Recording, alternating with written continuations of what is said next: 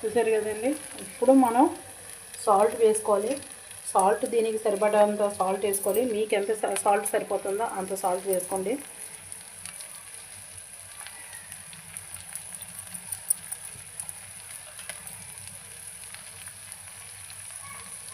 దీంట్లో అల్లం వెల్లుల్లిపాయ పేస్ట్ కూడా 1/2 స్పూన్ పడుతుందండి.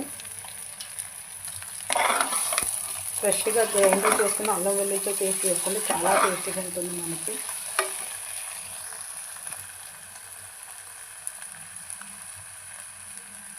కారం వేసుకోవాలి.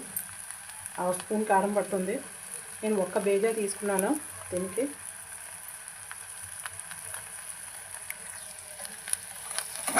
దీన్ని కొంచెం ఇలా ఫ్రై చేసి ఓకే,